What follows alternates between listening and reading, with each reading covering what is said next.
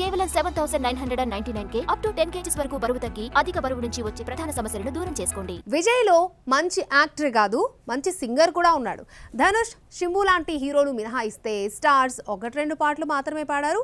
కెరియర్లో వెనక్కి తిరిగి చూసుకుంటే సింగర్గా 1-2 పాటలే ఉన్నాయి. అయితే విజయ్ 42 పాటలు పాడడం ఒక విశేషం అయితే వీటిలో చాలా పాటలు హిట్స్ అవ్వడం మరొక విశేషం.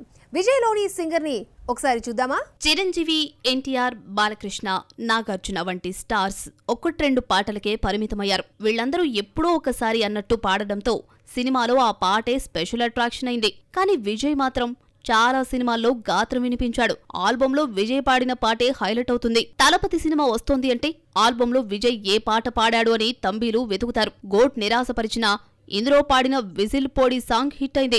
ట్యూన్ ఇచ్చిన యువన్ శంకర్ రాజాతో కలిసి విజయ్ ఈ పాటను పాడాడు. విజయ్ 30 ఏళ్ల నుంచి పాడుతూనే ఉన్నాడు. 94లో ఫస్ట్ టైం గొంతు సవరించి బొంబాయి సిటీ సుఖారోటీలో పాడ్డం స్టార్ట్ చేశాడు. ఇప్పటి వరకు 42 పాటలు పాడాడు.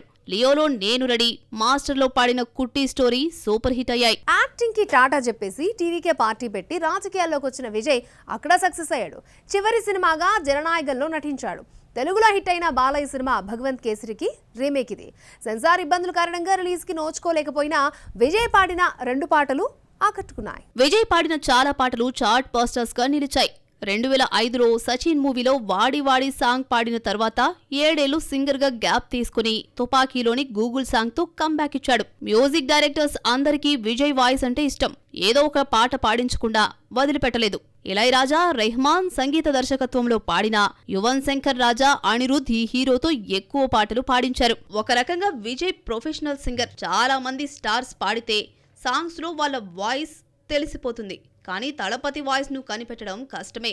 థీమ్ కు తగ్గట్టు తన వాయిస్ ను మార్చేసి పాడడం విజయ్ స్పెషాలిటీ.